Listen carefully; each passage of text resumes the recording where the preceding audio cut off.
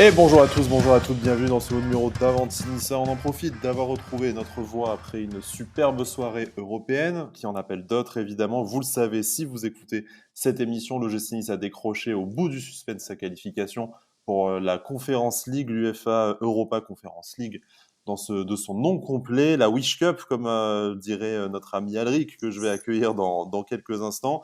On va parler de ce match, bien entendu, on va parler du tirage au sort qui en a découlé cet après-midi avec de beaux déplacements en perspective pour l'OGC Nice. Et forcément, et nous commencerons par cela, une énorme page mercato, parce qu'il est de ces journées où il se passe 15 000 trucs, alors qu'on se fait chier tout le reste de la semaine. Vous allez voir, on va parler de tout ça, ça avance. Et ça avance positivement, je pense, pour le mercato de l'OGC Nice dans ces toutes dernières heures du marché des transferts. Je vous disais donc, je vais accueillir Alric. Salut Alric, comment ça va? Salut Sky, salut à tous. Écoute, ça va plutôt bien. On a fait une belle grosse soirée européenne hier, que ce soit au stade et aussi à BFM, puisque c'est là où j'avais la chance d'être. Mhm. Hier soir, je récupère petit à petit ma voix pour être avec vous aujourd'hui, avec grand plaisir. Et ça nous fait plaisir de t'accueillir pour ton retour médiatique après cette grande soirée sur BFM Nice Côte d'Azur. Il est avec nous également fidèle au poste, c'est Jérémy. Salut Jérémy, comment ça va?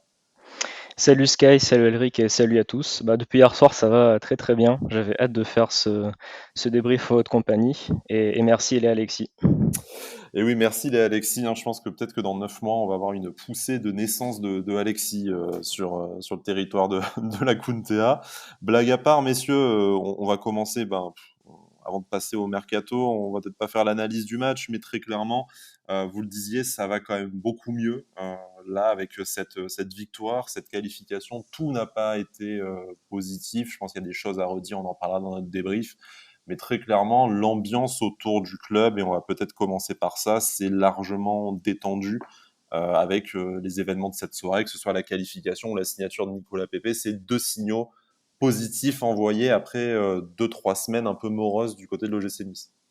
De toute façon, on savait que ce match-là en d'Europe conditionnerait l'ambiance autour du club pour les prochains matchs et pour les prochaines semaines, notamment au niveau mercato. On savait que ça pourrait débloquer beaucoup de choses ou refroidir beaucoup de choses. Et clairement, cette qualification va faire du bien dans les têtes de beaucoup de monde. Elle va faciliter certainement la finalisation de quelques dossiers. Jean-Pierre River en parlait justement avant le match d'hier. Il y a des choses qui sont en cours et plutôt bien avancées. Et je pense il manquait un déclic, et ce déclic, on l'a vu. Et comme je l'ai dit hier dans BFM, peut-être que hier soir, pardon, on a vu la naissance d'une équipe qu'on réclamait depuis le début de la saison. Ouais, totalement. C'était très important de remporter ce match, hein, on l'avait dit. Rien déjà que pour la qualification, mais pour la suite de la saison aussi, parce que ça allait conditionner beaucoup de choses. La fin du mercato, et on avait cet objectif de disputer cette Coupe d'Europe. Donc en plus, il y a pas mal de choses encore à corriger, mais on a quand même montré pas mal de choses. Déjà rien que dans l'engagement, c'était le jour et la nuit par rapport au match contre Clermont. Et comme l'a dit justement Melvin Barr hier soir, il a dit on a retrouvé le Nice qu'on était. Donc je pense qu'il a eu raison. On a retrouvé justement un Nice qui mettait un peu plus d'engagement, qui avait vraiment envie d'aller chercher un résultat. Et bon, du coup, comment dire, le résultat s'est formé de très belle manière à la fin, mais ils sont allés le chercher. Et ça fait plaisir. Il va falloir continuer dans les prochaines semaines. C'est une très belle soirée, mais il y a des échéances importantes qui arrivent. Monaco, Lille pardon, Marseille, Lille et Monaco d'affilée, plus exactement, dans le bon sens, c'est mieux. On, quelques mots quand même sur on va dire la revue de presse ces derniers jours, qui a annoncé une ambiance délétère au sein de l'OGC Nice, que ce soit la rédaction d'RMC, la rédaction de Nice Matin ou quelques personnes sur les réseaux sociaux en plus. C'était catastrophe. Le mercato n'avait ni queue ni tête. Favre était prêt à démissionner. C'était la panique au club. Il y a peut-être une part de vérité, et je me permettrai de m'exprimer là-dessus dans quelques minutes, juste après votre avis, messieurs. Mais force est de constater que 48 heures après ces révélations dramatiques, l'OGC Nice, tout n'est pas réglé. Mais comme vous le disiez, on a vu quand même une certaine unité sur le terrain. Tout cela a été également démenti par Lucien Favre en conférence de presse d'avant-match. On a à nouveau de l'ambition, en tout cas maintenant qu'on est au courant des dernières pistes mercato de l'OGC Nice. Je pense que les supporters sont à nouveau rassurés par l'ambition du club. Est-ce que c'était, selon vous, beaucoup de bruit pour rien? Est-ce que c'est la victoire qui a donné des ailes à tout le monde. La vérité est sûrement entre les deux, mais quel est votre sentiment par rapport à la revue de presse à laquelle on a eu droit en début de semaine? Bah, je pense que il y a peut-être un peu de vérité parce que je peux pas croire que tous les journalistes aient sorti des inepties comme ça, vides de sens. Maintenant, ce que j'ai apprécié dans la conférence de presse d'avant-match, c'est que Lucien Favre a abordé des questions assez sensibles de lui-même. Notamment, il a tenu à rappeler que c'était des bêtises, notamment sur le fait que les joueurs se plaignaient des durées des séances d'entraînement et qu'il n'avait aucun problème avec El Moody. Après, je ne pense pas, et c'est peut-être naïf de ma part, mais je l'assume, je ne pense pas que Lucien Favre soit homme à faire de la communication. Il y a qu'à voir encore aujourd'hui dans la conférence de presse de Nicolas Pepe. Vous cherchez encore des recrues, oui, oui, au moins trois. Euh, donc là où il doit donner des sueurs froides à Jean-Pierre River, c'est justement parce qu'il a pas sa langue dans sa poche. Maintenant, ce que je critique et je l'ai fait à BFM et je le refais là, c'est le timing de ses sorties à chaque fois. Putain, on est à la veille d'un match important pour le club et ton journal local ainsi que un des plus gros médias sportifs français sort des papiers comme ça, tu te dis mais quel est le but si ce n'est peut-être celui de saboter le club quoi. Donc c'est mon avis, hein, vous n'êtes pas obligé de le partager, mais je critique fortement pas le contenu des papiers, mais le timing des sorties quoi.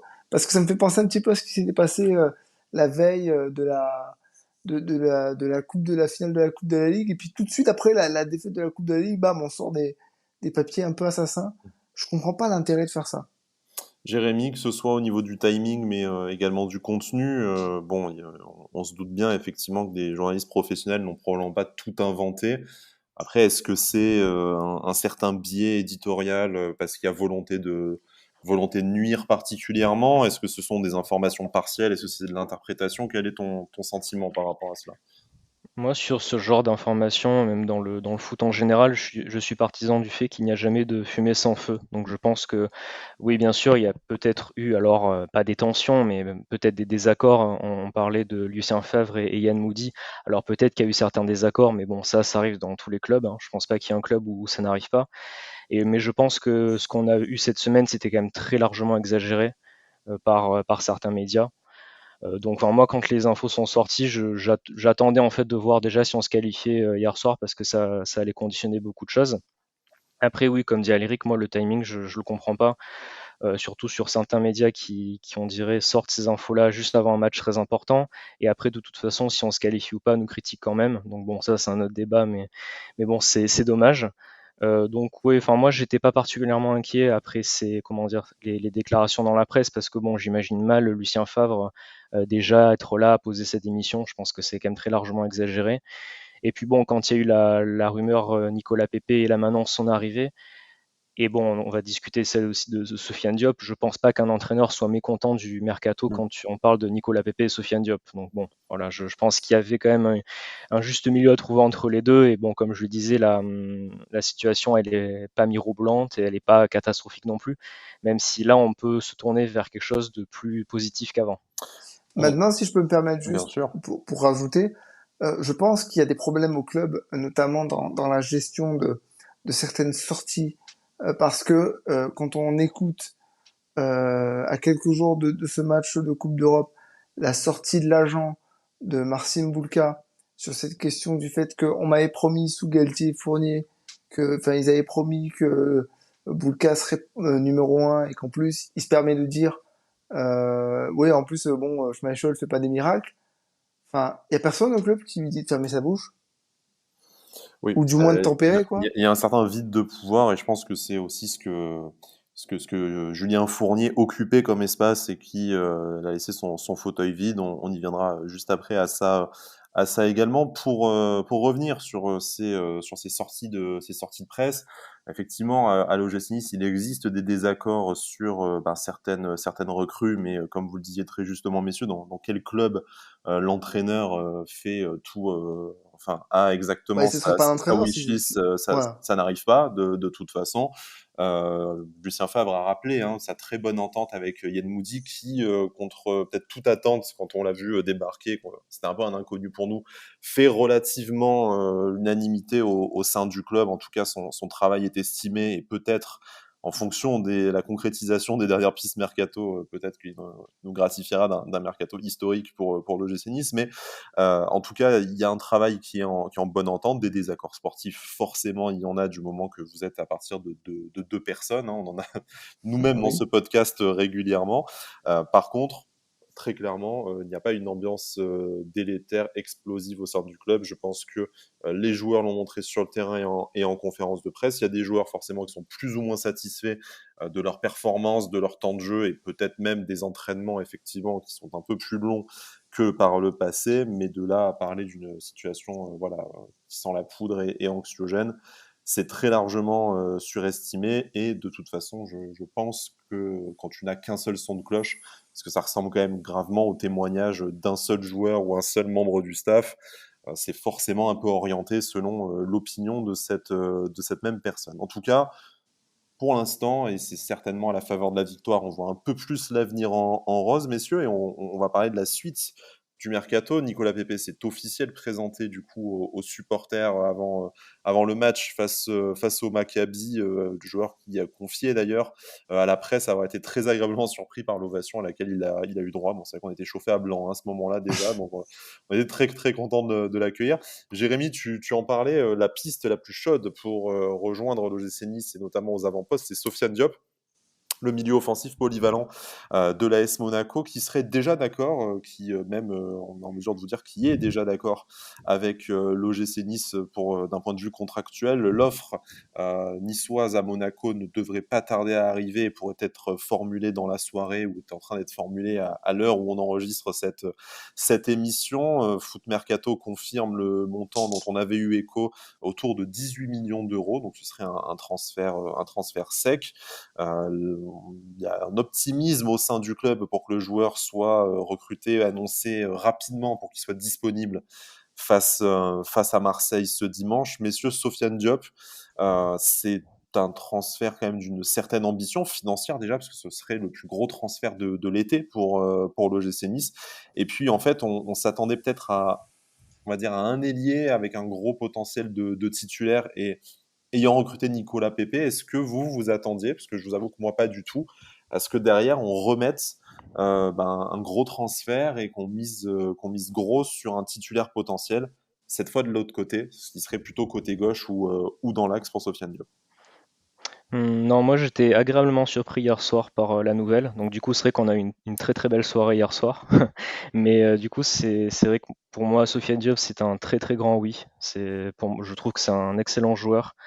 Enfin, à chaque fois que je l'ai vu jouer, que j'ai vu des matchs de Monaco, je l'ai trouvé très très bon. Surtout quand il était avec Niko Kovac, c'était un titulaire indiscutable de cette équipe. Il était très impressionnant.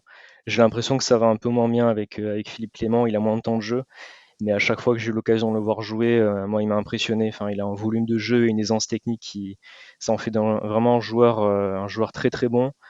Et moi, je suis très content et agréablement surpris qu'on s'intéresse à ce genre de joueur-là, parce que je pense que s'il vient, c'est clairement un des deux plus gros coups pour moi avec Kasper Schmeichel du mercato, parce que tu fais venir un joueur qui a déjà une bonne expérience de la Ligue 1, qui a déjà joué des matchs européens, qui a déjà le niveau, et en plus il est encore jeune, donc du coup il pourra t'apporter dans les années, qui vont arriver.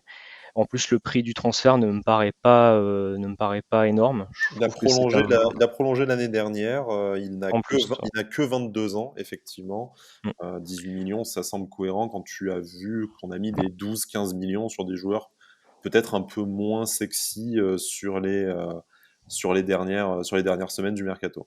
c'est ça. Enfin, moi, je trouve que là, comme ça, pour le moment, c'est un coup parfait. En plus, il a vraiment le profil qui délié à intérieur, justement. qui va repiquer dans l'axe en partant de la gauche ou jouer en 10. Donc je pense que c'est vraiment un profil qui qui peut être très important et vraiment, vraiment pertinent dans l'effectif que l'on a. Donc ouais, Sofiane Diop, moi je serais ravi qu'il vienne chez nous. Ouais. Alric, avant de te passer la main sur le profil du joueur, je voudrais rappeler quelques statistiques. La saison dernière, toute compétition confondue, Sofiane Diop, c'est 45 matchs, 9 buts, 7 passes décisives. Et peut-être que, Alric, tu vois où je veux en venir. Je voudrais revenir sur quelque chose dont on avait discuté tous les deux lors d'une précédente émission, en supposant que Sofiane Diop vienne s'installer au poste d'ailier gauche, où il a joué une majorité de ses matchs la saison dernière, même si il est extrêmement polyvalent et peut jouer plus ou moins partout aux avant-postes. C'est là où il a été le plus performant en tout cas. Souviens-toi, Alric, on se disait d'accord pour ne pas prendre Justin Kluivert, qui était titulaire à ce poste-là la saison dernière à l'OGC Nice. On peut le comprendre pour des raisons financières, 15 millions d'euros de transfert, un énorme salaire qui aurait été à ce moment-là le plus gros salaire de la part dans le vestiaire de l'OGC Nice. Ouais. Mais on se disait, attention, il ne faudra pas se rater sur l'identité du remplaçant, parce que c'est un joueur adoré des supporters et le plus performant à ce moment-là de la ligne d'attaque, donc du coup il ne fallait vraiment pas se louper.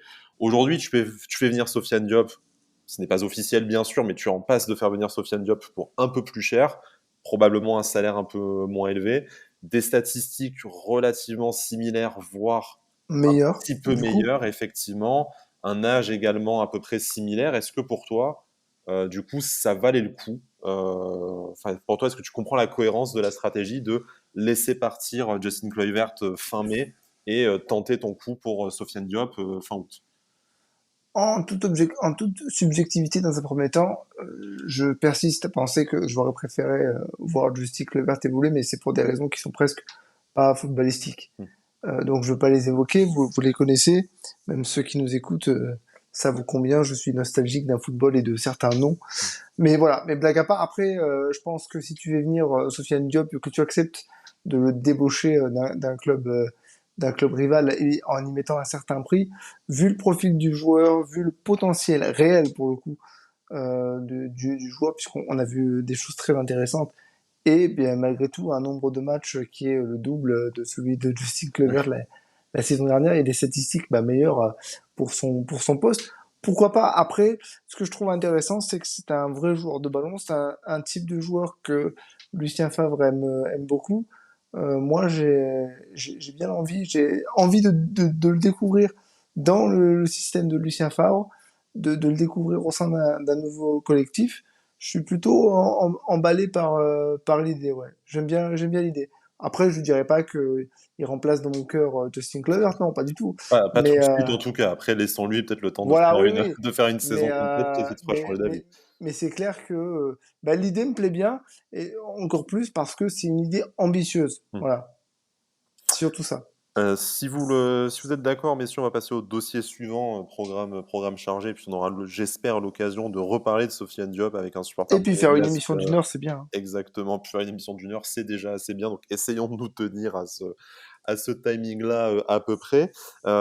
Nouveau nom sorti par l'équipe, si je ne dis pas de bêtises, c'est celui menant au milieu de terrain lyonnais, Oussem Aouar. On en avait déjà parlé dans l'intérêt de l'OGC Nice au tout début de l'été pour ce joueur. Je sais qu'on avait eu des avis extrêmement divers dans la communauté, extrêmement différents. On va voir si c'est à nouveau reproduit dans cette émission. C'est une volonté de Lucien Favre, en tout cas, d'avoir un milieu de terrain, et on en a parlé dans les dernières émissions, d'avoir un milieu de terrain supplémentaire, un milieu défensif, un numéro 6 qui est très à l'aise avec le ballon, davantage qu'un Morgan Schneiderlin, un Mario Lemina. Oui, effectivement, c'est toujours rigolo de parler de Morgan Schneiderlin, surtout quand depuis que Brice n'est plus là. Mais voilà, ce milieu un peu plus joueur, donc dans le profil où Oussem Aouar correspond vraiment à cela. L'Olympique Lyonnais doit vendre, mais n'est pas forcément à l'aise avec l'idée de renforcer un club rival, en tout cas un club dans le même championnat. Est-ce que pour vous, déjà footballistiquement, on a encore besoin d'un milieu de terrain? Est-ce que c'est pertinent de mettre de l'argent dessus? Est-ce que Oussem Aouar, cela vous convient? Qu'est-ce que vous pensez de cette piste pour le money time du mercato? Pour Vas-y, moi, Jérémy. merci. Pour moi, Oussem Aouar, alors à voir le prix du transfert si ça se fait, mais comme Sofiane Diop, pour moi, c'est un grand oui. Bon, alors la saison dernière, ça a été un peu plus compliqué pour lui à Lyon pour diverses raisons, mais c'est un excellent joueur. Enfin, il a toujours été très très bon à Lyon. Moi, j'ai toujours beaucoup aimé son profil. C'est vraiment un joueur qui peut jouer en 8 ou en 10. Et bon, quand tu commences à mettre ces noms-là, justement, Nicolas Pepe, Sofiane Diop ou Sam Aouar, si tu t'amuses à faire un 11 avec les joueurs que l'on a aussi actuellement, tu commences à avoir une équipe qui est quand même plutôt, plutôt sympa. Donc moi, ouais, c'est un joueur en plus qui est encore jeune, hein, qui est polyvalent. Donc je pense que, enfin, pour moi, il y a tout est bénéf en fait sur ce transfert-là. Donc, comme Sofiane Diop, moi j'espère, hein, que ça va se faire. Après, on parle aussi de pas mal de rumeurs aussi dans le sens des départs au milieu de terrain, donc ça me surprend pas trop. Donc à voir. Mais en tout cas, moi, son profil me plaît vraiment et ce serait vraiment très très bien de le voir à Nice pour moi. On va en parler juste après, hein, la page des départs. Alric, qu'est-ce que tu penserais d'une éventuelle arrivée de Oussem Aouar, un nom quand même assez sexy. On t'aurait dit ça il y a 2 3 ans, tu n'aurais pas forcément imaginé associé Bah, il y à a 2-3 ans, l'OGC Nice. ouais, il y a 2-3 Il ans, il valait valait 50 40, millions. ouais, 45-50 millions. Donc, bah, tu disais, merci d'être passé, mais au revoir. Donc, du coup, voilà. Maintenant, bon, footballistiquement parlant, je vais pas inventer la poudre. C'est un grand oui, c'est un joueur avec du talent, qui a prouvé beaucoup de choses très intéressantes et qui, mine de rien, bah, avec l'Olympique Lyonnais, qu'on aime ou pas ce club, se taille une petite expérience Ligue 1, Coupe d'Europe, fort intéressante. Maintenant, moi, j'ai une question, et c'est peut-être dû à certaines lacunes que je peux avoir d'un point de vue tactique, mais je comprends pas où est-ce que tu peux le mettre dans le système de Lucien Favre lorsque tu as des joueurs comme Lemina, Thuram, BKBK, je comprends pas. Parce qu'il prendra forcément la place de quelqu'un. Et j'ai l'impression que ça fait un peu entasser les milieux de terrain, un peu tous au même poste, même s'il y aura des départs. Je me questionne un peu là. Si vous avez des éléments de réponse, je suis tout oui. Après, c'est une volonté de Favre d'avoir un profil différent, parce que à part peut-être Alexis BKBK, dans les profils cités, tu as d'excellents récupérateurs, mais un Mario Lemina, par exemple, ou même un Hicham Boudaoui, qui est un peu plus manieur de ballon déjà, n'ont pas forcément la qualité balle au pied. Et je pense ouais, que c'est un euphémisme, n'ont même pas du tout la qualité balle au pied Ah non, pas Boudaoui en tout cas. d'un Oussem Aouar. Donc du coup, voilà, c'est aussi parce que Lucien Favre veut cette rampe de lancement au milieu de terrain Ce créateur qui nous de manque en fait. nombreuses semaines. Il y a beaucoup de noms qui se sont succédés. Voilà, il veut retrouver son Willian Cyprien de la deuxième saison, peut-être son Mika Seri de la première, Mathieu Bonnemer aussi sur la première Ah, il partie fallait que tu le du places. championnat. Bien sûr, c'est un challenge de tous les jours de passer Mathieu Bonnemer dans mes conversations. Voilà, pour moi, Oussem Aouar, j'ai quelques petites réserves sur son entourage qui lui coûte quand même probablement une carrière bien plus intéressante que celle à laquelle il pourrait prétendre à l'OGC Nice. Hein. On parlait de clubs en première ligue, notamment de Liverpool, intéressé il y a 2 3 saisons. La Juventus qui était intéressée aussi il y a même encore très peu. Donc forcément, arriver à récupérer de joueurs qui étaient ciblés par de tels clubs européens sportivement, c'est extrêmement alléchant. Après, peut-être que de le faire sortir de son cocon lyonnais, c'est la meilleure chose qui pourrait lui arriver. En tout cas, voilà, on n'y est pas encore, mais sur le profil du joueur et sportivement, ce serait tout simplement énorme de se dire que dans la dernière semaine, tu fais venir Sofiane Diop ou Sem Aouar, peut-être Edinson Cavani, hein, parce que Ah non, c'est le le, mot le, interdit ça. Ça c'est voilà, interdit. le Jean-Pierre River. feuilleton le feuilleton n'est toujours pas terminé, même si on sait qu'il se rapproche de l'Espagne. Mais bon, il s'en rapproche depuis 15 jours. Le type est clairement à pied. On va passer, si vous le voulez, du côté des départs. Le départ qui semble acté quasiment, on va dire, ou le plus proche de se faire, c'est celui de Flavius Daniluk. On en parlait déjà précédemment.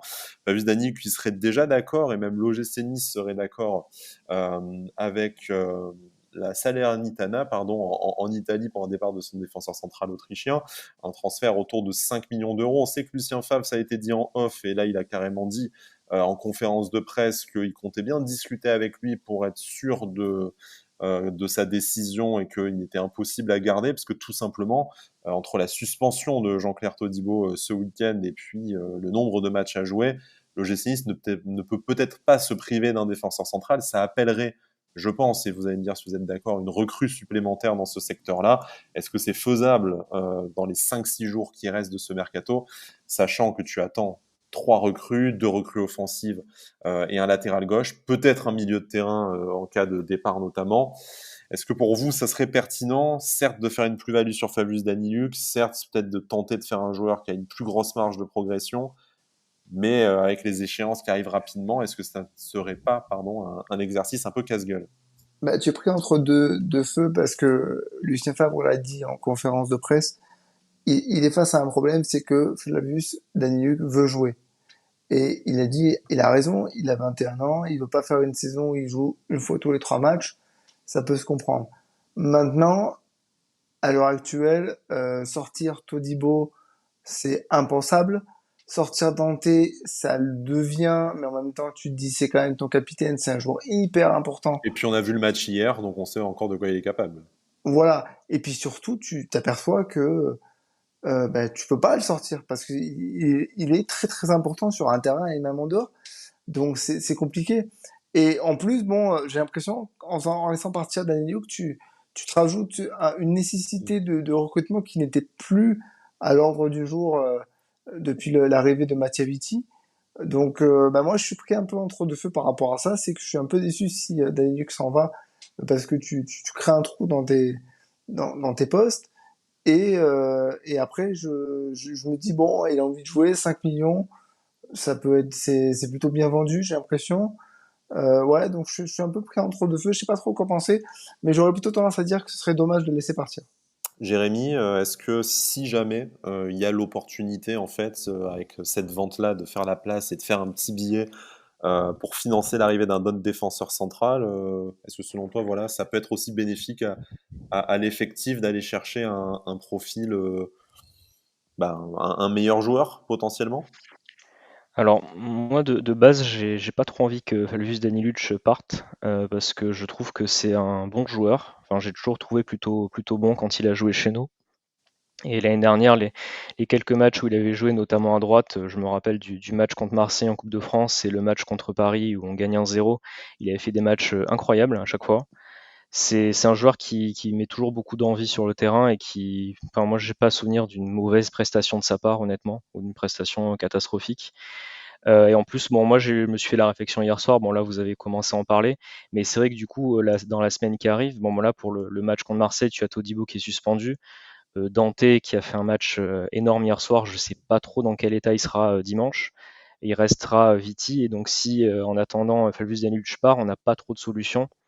Et tu vas Après, mettre si tu... Rosario en défense centrale. Tu vas Si mettre Ouais, Rosario. mais ouais. Rosario, Ouais, puisqu'on mais va en bon. parler, n'est pas non plus Ah parti oui, de en là, plus. hein, donc Ouais, mais bon, si tu commences à avoir une défense centrale Viti Rosario expérimentale face à l'OM, c'est pas le mieux, je pense. mmh. Mais bon, voilà. Enfin, moi, en tout cas, je trouverais ça dommage que Flavius Danilutsch parte. Surtout que je pense qu'il va avoir du temps de jeu parce qu'on commence déjà à voir qu'on va avoir beaucoup de matchs à jouer. On a 3 compétitions cette année. Et en plus, le fait est que bon, il joue défenseur central, mais il peut aussi dépanner sur les deux côtés.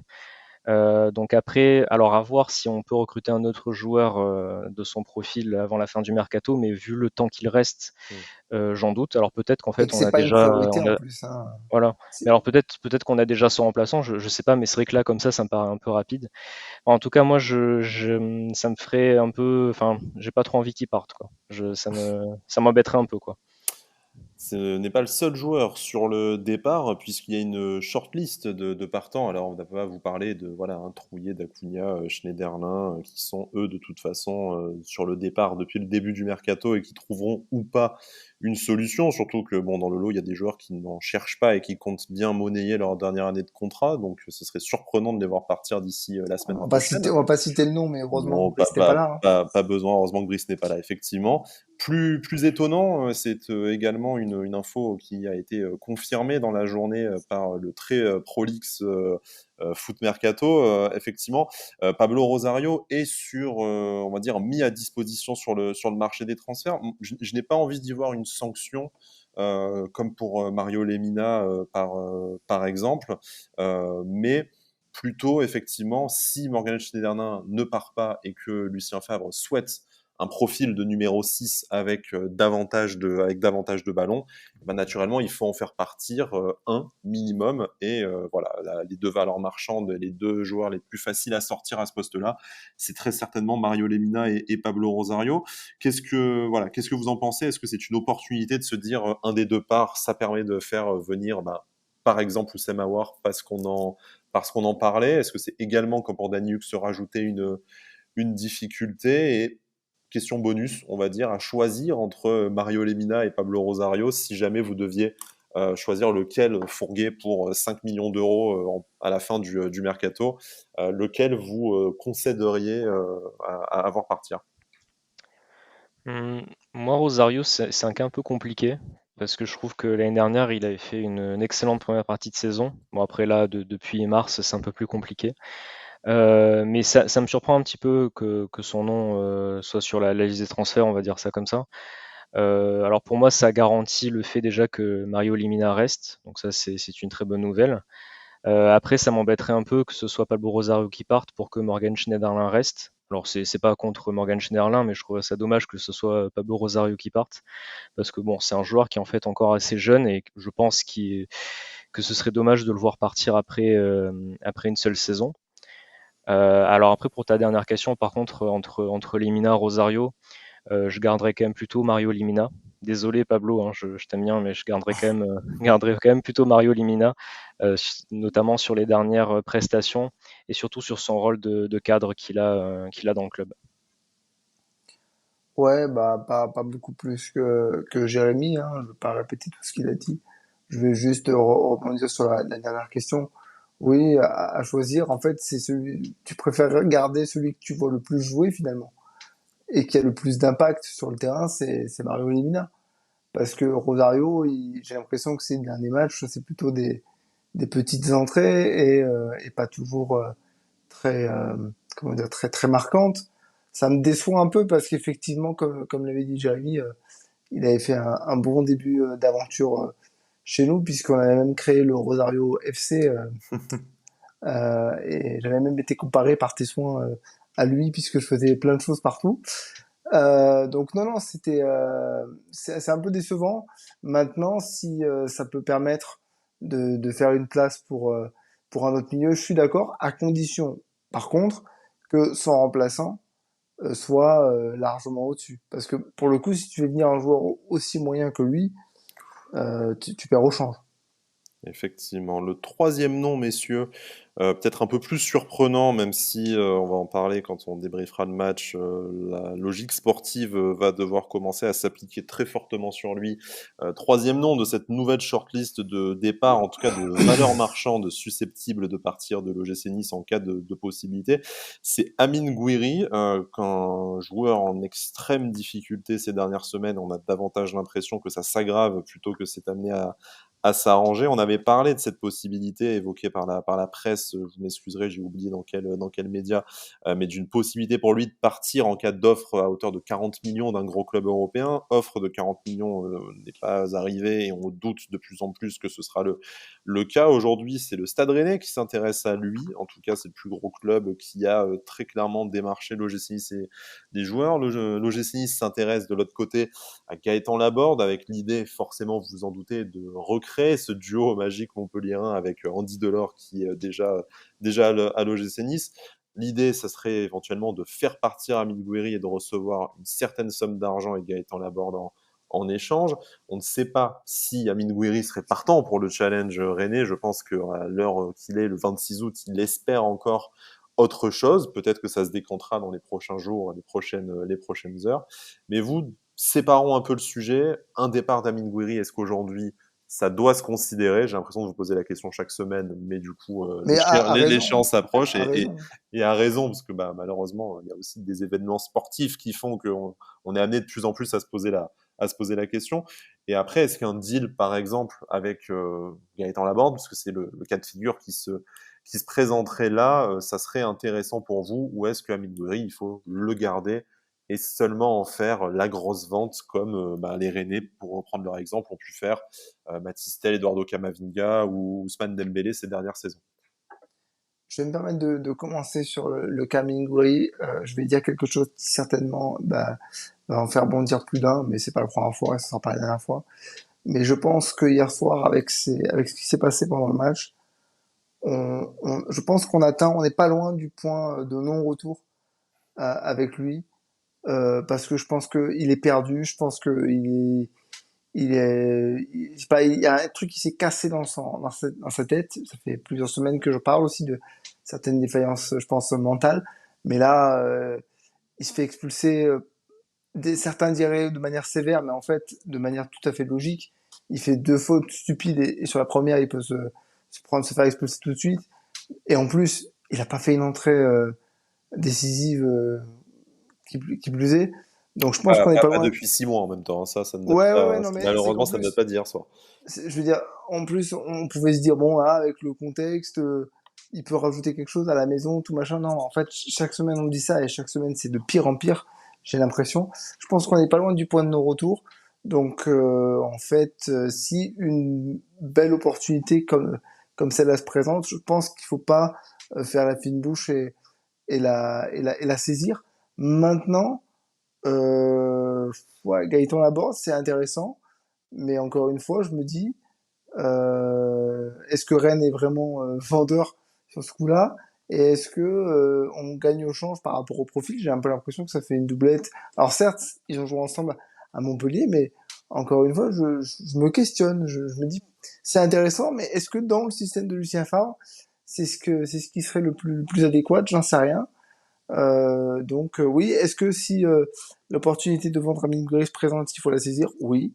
Est-ce que Gaëtan Laborde pour le remplacer, c'est bien? Je sais pas. Jérémy, est-ce que, par exemple, cette idée d'échange avec Gaëtan Laborde, c'était pas un plan blé si Nicolas Pepe ne signait pas, ou voilà, s'il n'y avait pas cet accord tout proche avec Sofiane Diop, pour rebondir sur ce que disait Alric sur un certain embouteillage. Après, bien entendu, on écoutera ton avis sur une éventuelle vente d'Amine Gouiri, mais voilà, est-ce que Gaëtan Laborde, aujourd'hui, ça a encore sa place dans l'effectif de l'OGC Nice? Pas pour dire qu'il n'a pas le niveau ou qu'on n'aimerait pas avoir un genre de ce profil-là, mais est-ce que numériquement et par rapport à cette dernière recrue et ces dernières rumeurs précédemment évoquées, rajouter Gaëtan Laborde, ce serait vraiment pertinent?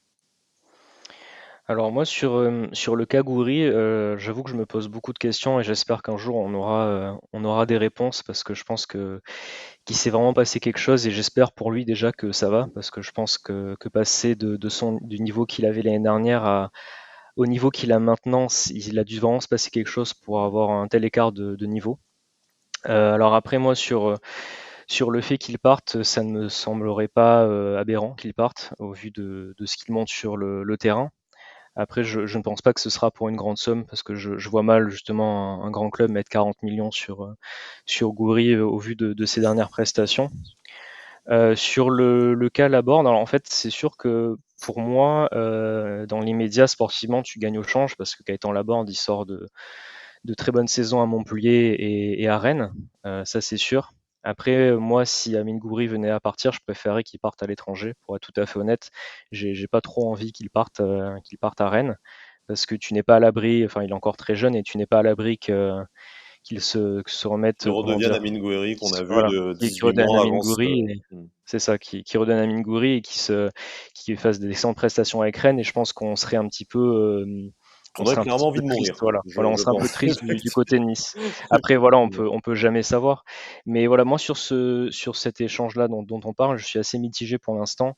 Mais pour l'instant, moi, j'y crois pas trop. Je pense qu'il y a un intérêt pour nous, pour Gaëtan Laborde, et que Rennes essaie justement de voir s'il peut faire venir Gouiri. Mais bon, voilà, en tout cas, moi, le départ d'Amine Gouiri, malheureusement, ça me semblerait pas. Sportivement, ça ne serait plus une surprise. C'est étonnant hein, parce Mm. que je pense que ça aurait été un joueur, justement, il y a quelques mois, on aurait dit que c'était le premier joueur à mettre sur la feuille de match. Là, on en arrive à dire que ce serait peut-être pas mal qu'il parte. Mais ouais, moi, en fait, ça m'attriste plus qu'autre chose le cas Mingouri en ce moment. Enfin, hier soir, ça m'a fait un petit peu mal, même si justement, c'est vrai que comme disait Alric, pour moi, le carton rouge est mérité. Il aurait même pu sortir dès la première Il aurait faute dû, effectivement. voilà, où vraiment il fait une énorme faute et il aurait pu même faire encore plus mal à Van Omeren. Donc voilà, enfin c'est un cas, moi je suis un peu attristé qu'on en soit là et j'aimerais que ce soit pas la fin de son aventure à Nice, mais c'est vrai que là, comme disait Alric, on commence à voir un peu la fin de son aventure à Nice malheureusement. On commence à avoir du mal à voir des signes qui pourraient redynamiser un peu Amine Gouiri, en tout cas le remettre dans une bonne dynamique plus exactement. On clôture cette page Mercato avec une info hors terrain, cette fois, parce que c'est l'équipe qui révèle que l'OGC Nice aurait choisi son directeur général, donc pas de directeur sportif. On sait que Ineos ne souhaite pas revoir autant de pouvoir concentré entre les mains d'un seul homme comme Julien Fournier avait à la fois le rôle de directeur général et de directeur sportif, d'abord à l'OGC Nice, puis ensuite auprès du groupe Ineos, tombé en désuétude. Aujourd'hui, le groupe Ineos souhaiterait un fonctionnement un peu plus collégial et de toute façon, comme cela se passe dans beaucoup d'autres clubs, et y compris grands clubs, ce serait le directeur général, l'ancien directeur général en tout cas de Lorient, Fabrice Bocquier, notamment auteur d'un livre, L'important c'est les 3 points, où il explique sa gestion des clubs, sa vision de la gestion du club en tout cas. Donc voilà, messieurs, je ne vous demande pas forcément ce que vous pensez de cette potentielle arrivée, parce que vous m'impressionneriez vraiment très très fort si vous connaissez le bilan de Fabrice Bocquier à Lorient. Peut-être que dans les prochaines semaines, si ça se confirme, parce que l'équipe parle d'une arrivée pas imminente, mais en tout cas qui pourrait se faire très rapidement, très certainement après la fin du mercato, le temps de la passation peut-être de pouvoir, notamment de Dave Braceford, qui lui resterait dans un autre rôle à définir. Auteur voilà, de ce livre-là, si jamais il était amené à signer, peut-être qu'on se transformerait en podcast littéraire. Du coup, on pourrait faire une petite lecture collective et une petite Avant-il le livre. analyse de voilà, Avanti les livres. D'ailleurs, j'en profite pour vous rappeler que notre cher Alric est un auteur de La Résonance des Notes, que vous pouvez trouver dans la plupart des bonnes plateformes de lecture et dans quelques boutiques sur Nice. N'hésitez pas à aller sur son compte Twitter pour ça. Mais point Et Jérémy de... aussi d'ailleurs. Et Voilà. Jérémy aussi Et est Jérémy étonné. aussi, Oui, effectivement. Donc, pas dans le même style, mais en effet. du coup, les gars, j'ai plus qu'à m'y mettre moi. Hein, donc, il va falloir que j'apprenne à écrire. Hein, ça, on part de loin. Voilà, un directeur général, messieurs, blague à part, lui ou un autre, une arrivée très prochaine. C'est plutôt des signaux positifs sur la suite du projet.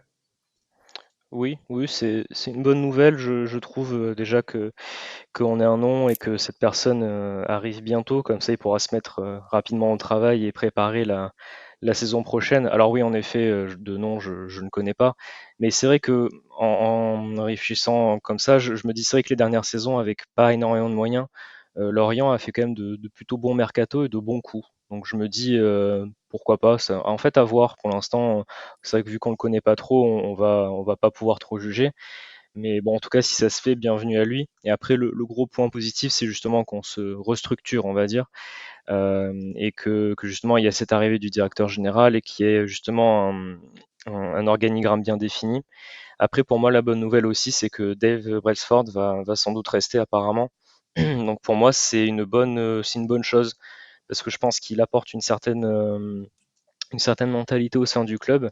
Je pense que c'est quelqu'un qui a prouvé dans le monde du sport qu'il savait y faire.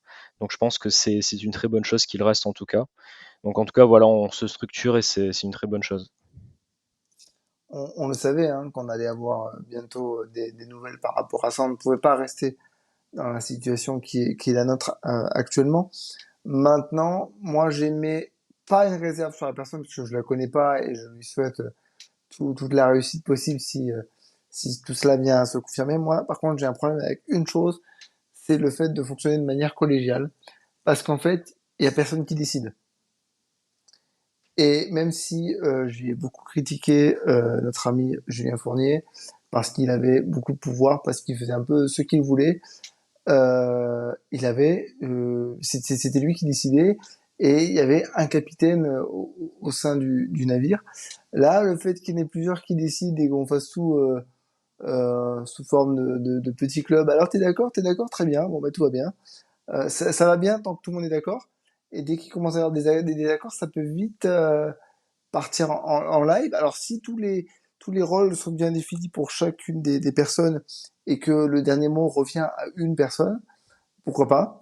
Maintenant, voilà, j'ai mis quelques réserves par rapport à ça. J'aime pas trop le fonctionnement collégial en fait. J'aime bien quand tout le monde a quelque chose à dire, mais y en a un qui ait le dernier mot. Voilà. Bon, on verra la future organisation. Encore une fois, hein, c'est qu'Ineos a prévu de renforcer plusieurs postes. Le directeur sportif, c'est le nerf de la guerre et c'est ce qu'on attend depuis les fameuses semaines où on était après l'organigramme au mois de juin, que malheureusement, on n'a pas eu quelques mois de patience et ça devrait arriver dans les prochains jours.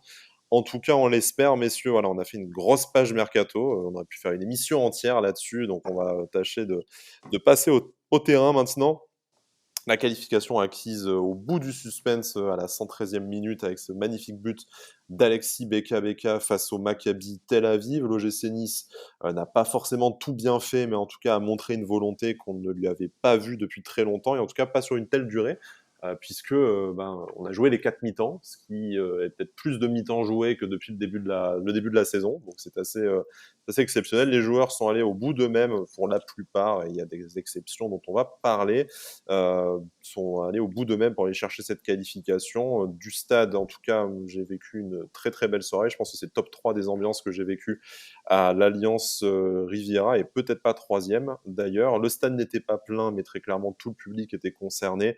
La Pop a fait plus que son travail. Les tribunes latérales ont suivi. Le stade aurait même pu, je pense, prendre feu si le but était arrivé plus tôt dans la partie, mais on ne va pas bouder notre plaisir. C'était une très belle soirée européenne qui en appelle 6 de plus, du coup, dont 3 à la maison.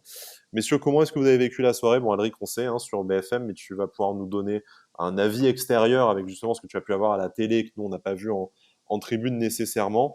Et puis, qu'est-ce qui vous a plu, qu'est-ce qui vous a moins plu? De toute façon, vous êtes habitué de l'émission, vous savez comment ça marche. Vas-y, Jérémy, je te laisse commencer. Merci. Bah, alors moi déjà, je suis absolument ravi qu'on se qualifie. C'est bon, encore une fois, c'est la Conference League, la troisième Coupe d'Europe, mais je trouve que c'est très bien qu'on y aille. On n'a pas fait de très gros parcours dans les coupes européennes ces dernières années, donc je pense que ça peut être une très bonne chose pour apprendre, pour que ce groupe apprenne. Moi, ce match, bon, on est passé un peu par toutes les émotions. Moi, au début, j'étais soulagé quand Alexis Claude Maurice, dont je suis très content de sa titularisation, a marqué le premier but. Je me suis dit, chic, en 24e minute, on est déjà 1-0, c'est bien. Après, malheureusement, c'est vrai que bon, il y a toujours ce petit point négatif pour moi, c'est un peu physiquement. Je trouve que l'équipe a quand même beaucoup de mal. Alors hier soir, ils ont compensé ce manque physique par une très grosse volonté. Et moi, j'étais très content de voir ça, surtout après le match catastrophique contre Clermont. Hier, on a vraiment une équipe, pour la plupart des joueurs, qui ont eu vraiment beaucoup de grinta. Ça faisait longtemps, honnêtement, que j'avais pas vu des joueurs faire ça à Nice.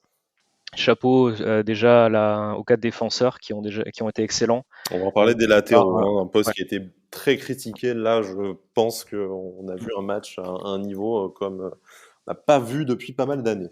Ouais, exactement. Mais ouais, c'est vrai que Barr a été très bon. Dante Todibo, ça a été excellent. Et Attal aussi a tout donné, a fait un très bon match. Vraiment, les quatre, chapeaux, parce qu'ils ont vraiment fait un super match. Puis après, voilà, toute l'équipe s'est mis au diapason, même Kefren Turam, bon, qui a fini avec beaucoup de crampes, le pauvre, mais merci à Ça lui s'est de sa pas, prestation. ça s'est pas vu sur sa danse de fin de Ouais, match, hein. Ça bizarrement, m'a. les crampes, c'était quand il fallait gagner du temps, hein, mais Ouais, avec la joie, il avait plus mal, je pense. Mais non, non, en tout cas, le match était vraiment très très plaisant, surtout à la fin. Enfin, il y a justement une belle ambiance. Il y avait vraiment cette joie de la qualification. Alors moi, il y a encore des points à corriger, hein, comme je disais, ce problème un peu physique, je trouve. Après, dans le jeu, il y a toujours des choses qui vont pas, même si j'estime que c'est peut-être notre meilleur match pour l'instant de la saison, si on met de Ah, côté c'est pas la difficile en première même temps. mi-temps du match aller. Ouais, voilà. Mais voilà, au moins, il y a une amélioration. Mais en tout cas, voilà, l'équipe s'est donnée. Et encore merci à Alexis Beka qui, bon, sur le but, mais à quel chaque but. fois que j'y repense, là, j'ai les frissons. Quel but! Surtout que c'était à un moment Incroyable. donné, on était dans un moment vraiment compliqué. En plus, le Maccabi touche la barre juste avant. On est à 10 contre 11, c'est compliqué. Et là, il arrive un peu comme un Deus Ex Machina, Alexis Beka, il sauve un peu la situation. Et Référence bon, littéraire, c'est beau. voilà. Décidément, Mais, ça monte en gamme, hein, ce podcast, hein, surtout depuis que Brice est parti. non, mais c'est vrai qu'en tout cas, enfin, c'est un but qui rentrera, je pense, dans l'histoire du club, hein, honnêtement. C'est pour une compétition européenne, on se qualifie grâce à ce but-là. Et je pense que quoi qu'il arrive après, pour Alexis Beka, il a déjà au moins son nom écrit dans les pages de l'histoire du club. Donc merci à lui pour ce but fantastique. Mais voilà, en tout cas, on parlera du tirage après, mais je suis déjà très content. Sportivement, financièrement, c'est très bien qu'on soit là. Et en tout cas, ça fait plaisir. Ça peut lancer notre saison. Ça peut faire du bien dans les têtes des joueurs. Après, ma seule inquiétude, c'est à quel prix. Déjà rien que pour dimanche, pour le prix contre le match contre Marseille, parce que la plupart des joueurs ont fini vraiment au bout Carbo. d'eux-mêmes. Donc j'espère qu'ils vont pouvoir se reposer et qu'on va pouvoir faire tourner contre Marseille dimanche, parce que sinon ça va être un peu compliqué, je pense, physiquement. Mais on J'espère verra. qu'ils ont pensé à cryogéniser Dante et Attal, tu vois, tu les mets 3 jours dans la Ouais, glace et ouais. tu les sors 24 heures avant pour les faire décongeler, comme tu fais avec la bouffe, et puis après, à mon Ouais, mais avis, après, tu peux pas les remettre à congeler, parce que c'est vrai, c'est bon. non, c'est vrai, effectivement. Tu es obligé de les consommer tout de suite. Ça devient C'est ça. n'importe quoi Avanti Cuisine maintenant, après Avanti Littéraire, quand même. Bientôt la déco. Bientôt Valérie Damido avec nous dans le podcast. Blague à part, Alric, on a vu quand même à un moment donné le scénario cauchemar se dessiner. Alors déjà, parce qu'on en avait vécu un petit aperçu au match aller, après cette première mi-temps où on avait vraiment dominé, et au final, voilà, on connaît ce résultat sur une demi-occasion du Maccabi Tel Aviv.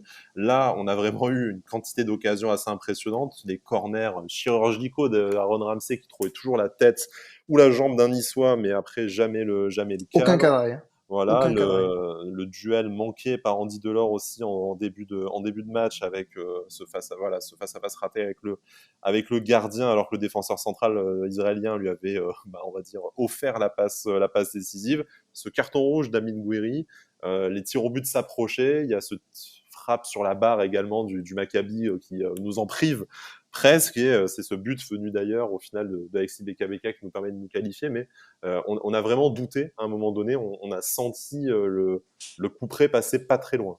Alors, déjà, pour commencer, moi, j'ai envie de vous poser une petite question, et comme ça fera réfléchir aussi nos auditeurs. Dans votre cœur, est-ce que c'est plus haut ou plus bas qu'une qualification face à l'Ajax? Non, c'est plus bas quand même. Mais D'accord. Oui, plus bas. en fait, je vais te dire, c'est plus bas en termes d'importance parce que c'est une compétition européenne plus basse, hein, comme tu aimes l'appeler la Wish Cup. Mais par contre, là, on a eu l'énorme avantage de vivre la qualification à domicile. Parce qu'en fait, on en parlait en comparant un peu justement les ambiances fortes qu'on avait vécues à domicile avec mes amis en tribune. Mais l'Ajax, le match aller, je dis pas que c'est pas un beau moment, mais c'est qu'un match aller, tu fais un partout. Donc en T'as fait, beaucoup de regrets en plus? voilà, tu as pas mal de regrets. Donc en fait, tu n'en gardes pas, de façon un peu peut-être contradictoire, mais tu n'en gardes pas un méga souvenir de ce match. Tandis que là, c'est le match retour, c'est celui qui te permet d'accrocher la qualification. Donc je pense qu'en fait, en termes de souvenirs et d'émotions, le match d'hier est largement supérieur au match aller de l'Ajax. Après, en termes d'importance dans l'histoire du club, c'est incomparable. C'est évidemment le match retour de l'Ajax qui l'emporte très largement. D'accord. Donc, bon, après, je vais pas revenir Sur la Wish sur ce Cup, que, non, voilà, effectivement. sur ce que je pense de cette Coupe d'Europe. On s'en est déjà parlé sur Twitter, ça m'a valu des sacrés retours, hein. Puis j'en ai déjà parlé avec vous, vous le savez. Ça t'a Maintenant, valu des sacrés retours aussi, d'ailleurs, effectivement. voilà. Et puis maintenant, bon, on m'avait posé la question si j'allais regarder les matchs. J'y ai été amené parce que j'étais à BFM hier. Et je vais pas dire que j'ai passé une mauvaise soirée, déjà parce que j'étais à BFM et qu'on a fait 4 heures d'émission en direct et que c'était cool. Mais surtout parce que bon, il y avait un match qui a amené de l'émotion, et je vais pas dire que j'ai boudé mon plaisir, c'est pas absolument pas le cas. Cependant, je vais rebondir sur ce qu'a dit Jérémy. Ce match n'était absolument pas parfait, notamment parce que on avait un invité avec nous qui était Louis Sa, et on en avait discuté beaucoup avec lui avant, pendant et après le match. On espérait un côté un peu rouleau compresseur de l'OGC Nice pour justement se rattraper de cette difficulté, de cette injustice presque du match aller, parce qu'on avait vu beaucoup de choses très positives. Et malgré tout, on a quand même vu des lacunes qui nous ont fait avoir enfin en tout cas de ce que j'ai pu voir à la télévision, qui nous ont fait avoir quelques sueurs froides. Et un truc qui nous a fait tous bondir, et notamment, je vais rentrer un peu dans la confidence, notamment Louis Sarra, il comprenait pas pourquoi on disait au début que l'OGC Nice était dans une début de saison compliqué et que ce qu'on voyait sur le terrain n'était pas suffisant. Et puis il a vu le match. Et puis, il a compris pourquoi on s'énervait, parce qu'en fait, à partir de la 65e minute, il y a plus de déplacement. Les joueurs commencent à trottiner. Et je peux vous dire que Saha, qui était avec nous, il comprenait pas. Il disait, mais je déteste les joueurs qui jouent arrêter. Je comprends pas pourquoi il n'y a pas de mouvement, pourquoi on leur roule pas dessus. Il disait même on, hein, parce qu'il était dedans. Et donc ouais, c'est un peu le sentiment que j'ai eu aussi. On est passé tout proche de la correctionnelle, parce que ce tir sur la barre du Maccabi, c'est vraiment le coup du sort qui va dans le bon sens. Après, il y a l'expulsion d'Amin Gouiri qui est, on l'a déjà dit, on va le redire rapidement, mais qui est malgré tout logique, mais qui rajoute au scénario de ce match. Et tu vois que tes entrants font pas une rentrée exceptionnelle. Je pense à Calvin Stenks Alors, notamment. Je pense. justement, Alric, en fait, la 65e minute, ça colle de mémoire plus ou moins avec l'entrée d'Amin Gouiri et de Calvin Stengs. Du coup, forcément, ça se passe moins bien qu'avec notamment Rarechilier, qui, je trouve, a été auteur d'une bonne partie, et Alexis Claude Maurice, qui est le premier buteur du soir. Est-ce que aussi cette lumière qui s'est éteinte à l'heure de jeu, c'est pas parce qu'on a changé les joueurs devant et que malheureusement on a mis deux joueurs qui sont dans une situation extrêmement compliqués et qui ont probablement été les deux Niçois les moins bons hier soir, parce qu'au final, quand Gouiri se fait exclure, on a beau être un joueur de moins, c'est peut-être un peu de la provocation ce que je veux dire, parce que j'ai pas envie non plus de mettre toute la responsabilité sur Armin Gouiri, mais limite quand il se fait exclure, on joue mieux alors qu'on est un de moins. Oui et non, parce qu'en fait, on a commencé à voir aussi à l'heure de jeu des joueurs qui commençaient à être cramés physiquement. Et c'est ce qui nous a fait nous poser pas mal de questions. Et je rebondis encore sur notre invité d'hier à BFM, Louis Saha, qui disait, je comprends pas, c'est le 5e match de la saison et vos joueurs qui sont déjà cramés. Il y a un souci physique. Et donc là, ça commençait à nous faire un peu peur. Bon, après, il y a l'expulsion d'Amin Gouiri. On sait tous ce que peut provoquer une expulsion qui peut sembler injuste sur le terrain quand on est dans le moment. C'est que ça peut souder un groupe et on se dit, bon, bah voilà, maintenant, faut tout envoyer, faut éviter les pénaltys parce que c'est une loterie. Et Alexis Beka qui jouait peu depuis le début de la saison, même s'il avait démarré à Toulouse, il sort du chapeau de Lucien Favre, il envoie cette frappe monstrueuse. Et il fait dire que il y a peut-être il y a peut-être intérêt à le voir un peu plus souvent. Aussi, j'aimerais souligner aussi un autre choix fort de Lucien Favre, qui était un peu la surprise de cette composition de départ, c'est la titularisation d'Alexis Claude Maurice, Mhm. qui a eu un début de match compliqué, mais qui n'a pas fait un mauvais match et qui malgré tout est le premier buteur de cette partie. Alors, je vais le dire, je pense que s'il y a la VAR, il y a un carton rouge pour Amine sur sa première faute et il n'y a pas but d'Alexis Claude Maurice. Parce On prend le que retour de karma favorable, je pense que voilà, il y a plusieurs semaines, on l'a mérité. je pense que il touche le ballon de la main, mais on va pas se plaindre. Hein. On prend. De toute façon, on s'était dit tous hier soir que je pense que même ceux qui n'étaient pas, on n'était pas ensemble, mais on s'est tous dit que l'académie comptait, enfin le côté académique comptait pas et que c'était le résultat qui comptait. Voilà. Donc non, ouais, je pense que dans l'intensité, ça manquait encore de beaucoup de choses. Je pense que dans l'aspect physique, c'est encore assez lacunaire. Malgré tout, dans l'envie, dans l'unité de l'équipe, on a vu des choses très très intéressantes. Maintenant, ça demande confirmation. Parce que ce match, ça reste que un match. Il ouvre la porte de la Coupe d'Europe, oui, mais en fait, il va pas te faire une grosse saison pour autant. Ça demande confirmation. Et j'ai hâte de voir ce que cette équipe est capable de faire là, très très vite, après-demain, face à Marseille. Parce que justement, on l'a dit d'un point de vue mercato hier et je l'ai redit aujourd'hui, cette qualification va ouvrir beaucoup de choses, mais il faut qu'elle soit le point de départ d'une vraie saison maintenant. Il faut plus Effectivement. passer à côté des points qu'on a pu le faire depuis le début, et même s'il y a encore des lacunes, même s'il y a encore des choses à corriger et des recrues à faire, je pense que d'un point de vue ne serait-ce que mental, cette qualification va apporter beaucoup de choses et on va pas se mentir, beaucoup de crédit à ce projet que Jean-Pierre River défend bec et ongle, projet Effectivement, Ineos. ça aurait Tu te fait, qualifies pas, ça voilà, aurait tu fait te qualifies désordre, pas, très clairement. tu te qualifies pas, tu passes pour un clown. Alors déjà qu'on n'ait pas aimé les médias nationaux, ça a Ouais, été l'occasion d'être encore plus fracassé. Bon, effectivement. voilà, donc c'est bien, mais ça demande confirmation. Jérémy, pour parler un peu de ce qui n'a pas été, je vous propose de rapidement faire pardon, le principal point négatif, le principal pas le point positif, avant de passer à la composition du futur groupe D de l'OGC Nice dans cette compétition. Très clairement, le moins bon niçois, si on exclut Amine Gouiri, qu'on a trop peu vu sur la pelouse, c'est très clairement Calvin Stengs qui, au-delà d'un apport sportif timide, ce qu'on avait l'habitude de voir, c'est aussi vraiment la différence d'investissement et on va dire dans le langage corporel, comme d'habitude, par rapport à ses coéquipiers qui, eux, se sont vraiment mis chiffon. Est-ce que ça sonnerait pas la fin de Calvin Stengs? Est-ce que c'était pas son dernier joker? Je vous avoue pas la question toutes les semaines, mais là, Il a même plus moi, couru hier en célébrant le but sur le terrain, hein. voilà, effectivement, est-ce qu'il y a pas un problème aussi qui peut s'expliquer sportivement par son positionnement sur le terrain, son rôle peut-être, mais très clairement, un mec comme Bilal Brahimi qui n'a pas fait non plus spécialement un bon match, au moins on avait l'impression qu'il avait envie de courir. Ouais, moi ça m'attriste de dire ça, mais c'est vrai que là il sort de deux matchs quand même entre Clermont et là hier soir, entre deux matchs qui sont vraiment pas bons, hein. Donc c'est vrai qu'on avait vu du mieux en début de saison et j'en étais le premier content. Mais c'est vrai que là hier, comme on disait en off tout à l'heure, c'est vrai que même le commentateur, quand j'ai vu le résumé sur RMC, en fait, même lui, il a crié sur sa frappe qui n'est pas cadrée en prolongation. Il lui dit il faut cadrer, il faut cadrer. Et oui, à un moment donné, il faut qu'il montre des choses. Le problème, c'est il en montre vraiment pas assez. Et quand on connaît le talent du joueur et ce qu'il a pu faire aux Pays-Bas, c'est vraiment extrêmement frustrant.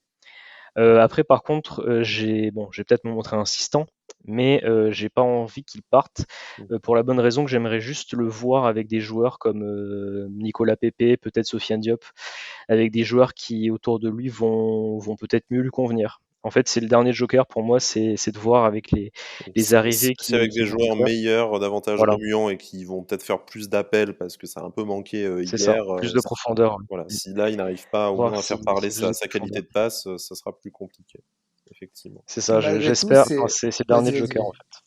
Non, voilà, Ma- c'est juste que c'était le dernier joker pour lui, je pense. Mais après, je peux comprendre que d'autres personnes en aient assez de Calvin Stengs et ne veulent plus le voir sur le terrain. Je peux le comprendre aussi. Malgré tout, ça fait partie de notre défaut sur le terrain, c'est qu'on a peu de mouvement quand on est en phase offensive. Et malgré tous les défauts qu'on peut lui trouver, bah, c'est un joueur qui trouve les passes lorsqu'il a des solutions devant lui. Maintenant, clairement, hier, il a tenté de faire deux, trois différences, il perdait le ballon à chaque fois. Il n'a pas tenté une seule passe. Donc c'est clair que là, on n'est pas loin. Et pourtant, enfin, vous savez que c'est un joueur que je défends à raison, je On a pense, fait parce que partie des plus patients avec lui, très clairement, clairement, hein, on va pas dire le contraire. parce que j'ai décidé de me faire taper sur les doigts, donc je vais y arriver jusqu'au bout. Clairement, je pense que c'est intrinsèquement un des joueurs le plus talentueux et technique de notre effectif, intrinsèquement. Mais sur le terrain, on voit pas ça. Donc, et je veux bien croire que le fait que ça manque de mouvement et que ça manque de solution pour lui, qui est un passeur, ça peut ne pas l'aider. Maintenant, clairement, quand il suffit de faire un crochet simple, il n'y arrive pas. Bon, bah, ok, bah, on peut plus rien faire pour toi, garçon. Et clairement, je pense que un peu à la même manière que Dolberg à la finale de la Coupe de France, là, j'arrive peut-être à un point de non-retour où je me suis dit, bon là, le contexte est quand même super favorable pour que ça devienne un peu le héros apparu pas assez clair, ou un truc comme ça. Enfin, et non, on n'a encore rien vu de tout ça. Et j'ai un peu l'impression qu'il est sur le terrain parce que Lucien Favre n'a pas le choix. Donc là, clairement, l'arrivée de Nicolas Pepe risque de redistribuer méchamment les cartes. Nicolas Pepe, Sofiane Diop, ça va être plus compliqué à sauter que Dacunia, Trouillet, C'est Gouiri, clair. Fantomatique, et ainsi de suite. Je vous propose de terminer, comme d'habitude, par un point que vous voulez souligner particulièrement par rapport au match. Après, on va conclure cette émission qui a déjà dépassé l'heure, même si on a bien compris que Alric, lui, 4 heures de direct, ça lui va, hein, donc du coup, on peut peut-être Et j'ai repartir fait pour 6 heures de live Twitch l'année dernière aussi. bon, Hein, bah, donc, Jérémy, est-ce que tu es d'accord pour qu'on reparte pour 5 heures, là, du coup, ou peut-être Oui, pas? oui, oui. Oui, bon, parfait. Ok, bon, bah, moi, c'est madame qui va pas être d'accord. On peut y aller. On va s'arrêter, on va s'arrêter là-dessus. Juste un point positif sur ce match. Moi, je voudrais en retenir un en particulier, on en a déjà parlé. C'est l'énorme performance de nos deux latéraux. Alors, Melvin Barr, j'étais très, très content qu'il fasse fermer des bouches en total manque d'objectivité sur la rencontre tu fais bien de le d'hier. préciser, c'est bien.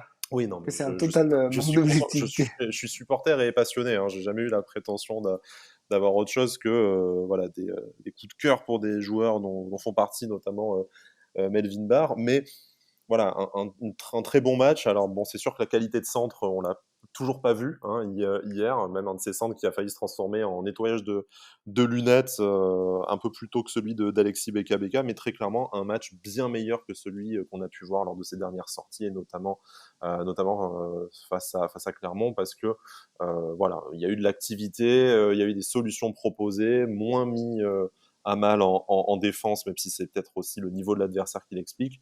Et de l'autre côté, un Youssef Attal qui nous a fait plaisir depuis le début de la saison, qui reste quasiment que sur des bonnes performances.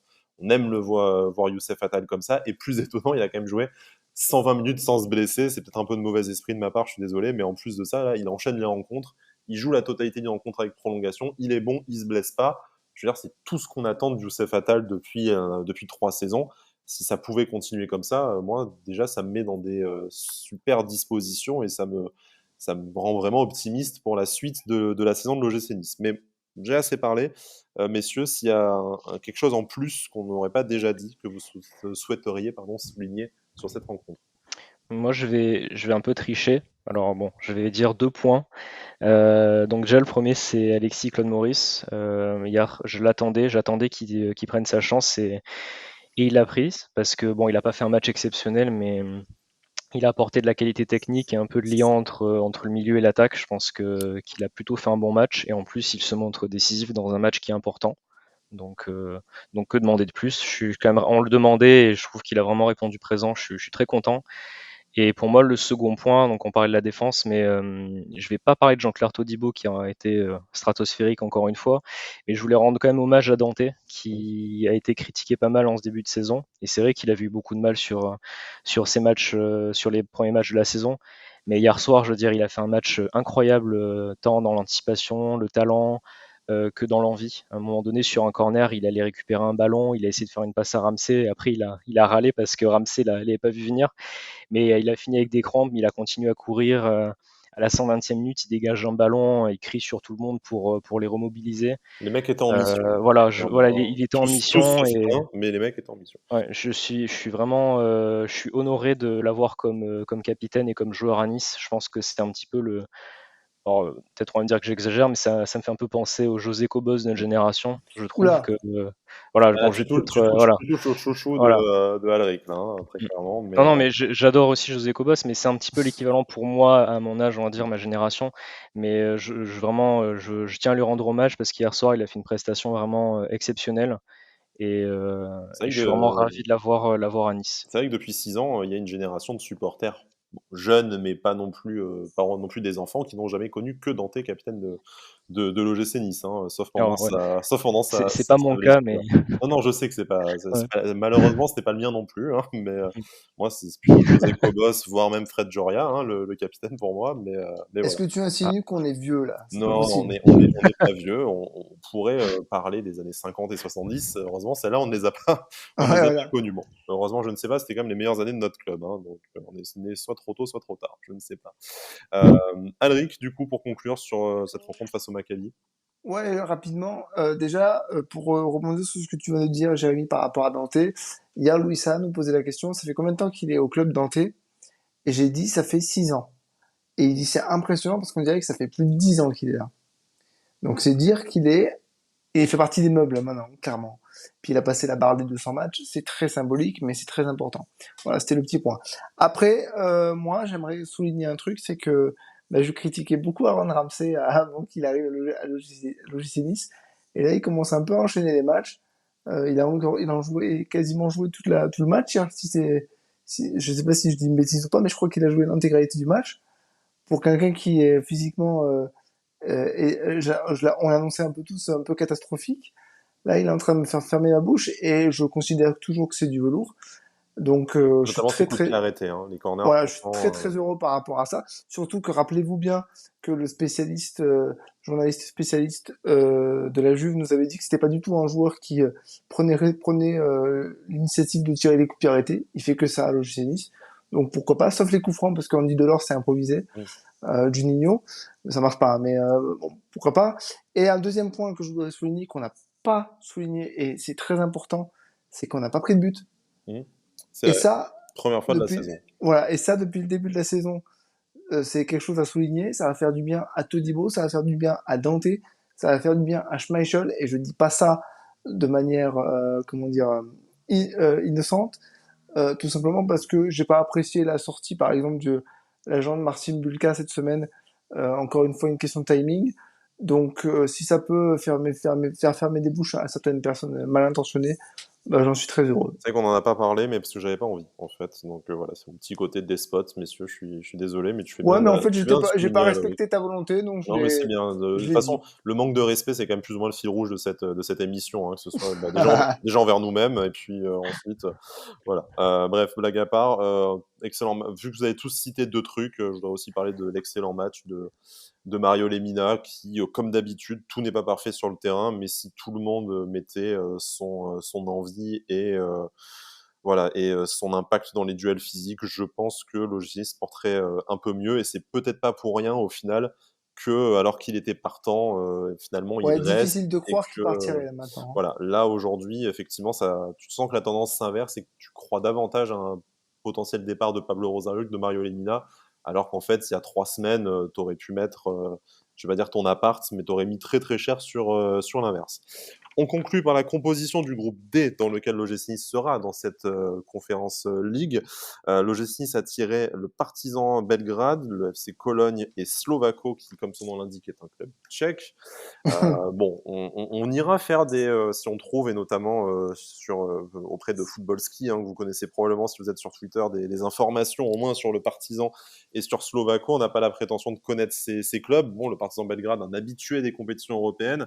Le FC Cologne, un club qui joue en Bundesliga, ce qui est quand même, je pense, un niveau supérieur à notre bonne vieille Ligue 1, mais qui n'est pas non plus un crack du football ni allemand ni européen, en tout cas ces dernières saisons. Et voilà, et Slovako, qui était troisième, je crois, du championnat tchèque. On va pas se voir déjà arriver quand on voit ce qu'on a mis comme douleur et comme énergie pour vaincre les modestes Israéliens du Maccabi Tel Aviv. Mais très clairement, on évite un épouvantail comme Villarreal ou comme West Ham. Le groupe, à titre personnel, me semble ouvert. Il faudra être bon à la maison et prendre un maximum de points. Je pense qu'en fait, n'importe laquelle des 4 places de ce groupe est plausible pour l'OGC Nice. Ouais, le plus important, ça reste les matchs à la maison.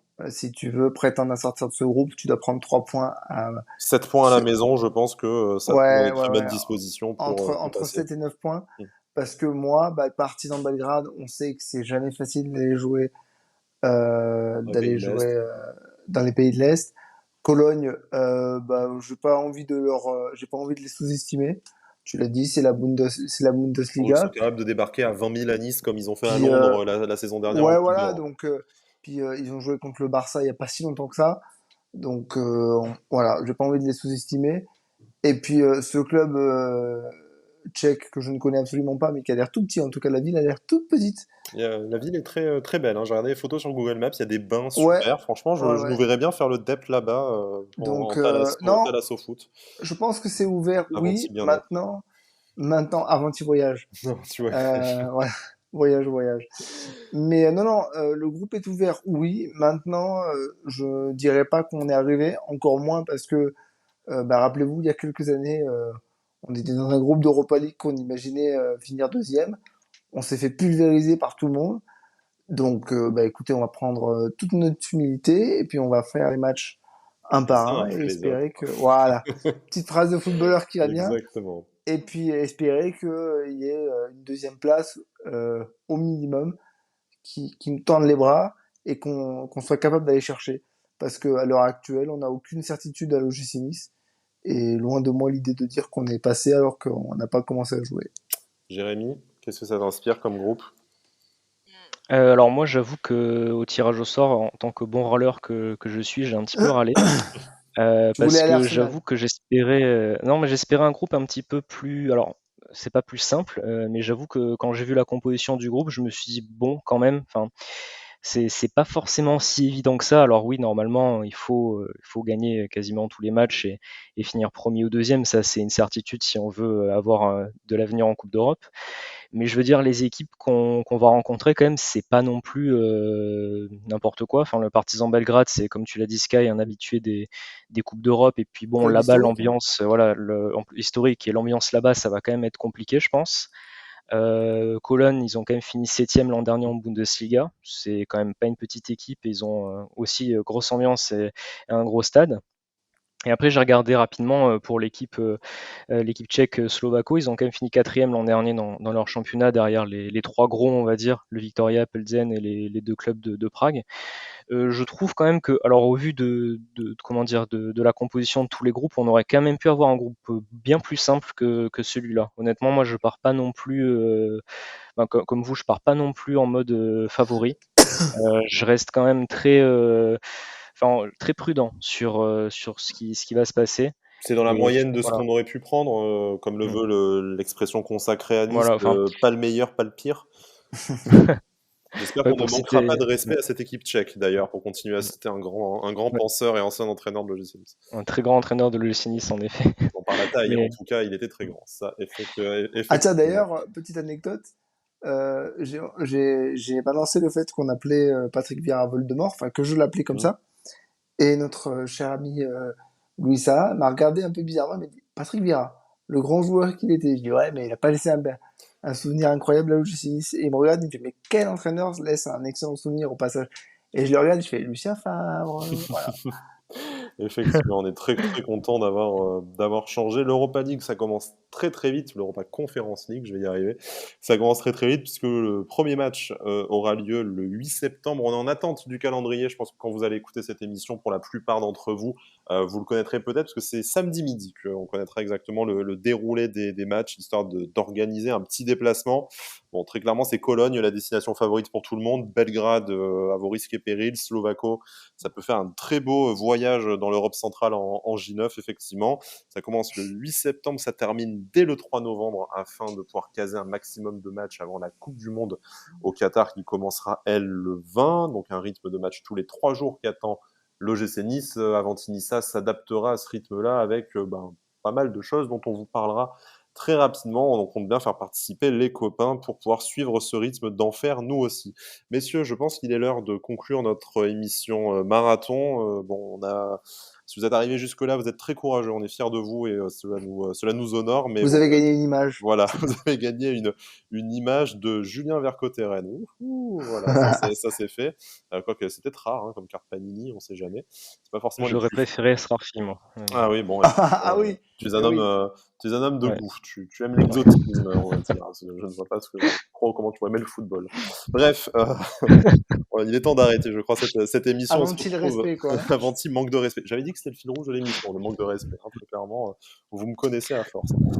On se retrouve très rapidement puisque dès lundi, nous allons parler de match face à Marseille. On essaie d'enregistrer dans le week-end également une émission de bienvenue pour Nicolas Pépé. Et puis après, ça va s'enchaîner tous les 3 jours. Donc, bienvenue en enfer. On espère toutefois que sur le terrain, ça se passera mieux et que la saison de l'OGC Nice, à l'image de sa qualification européenne d'hier, va enfin démarrer et nous enflammer. Alric, merci. Jérémy, merci. On se retrouve Merci à toi. sur YouTube, sur merci à toi. Spotify, sur Apple Podcast.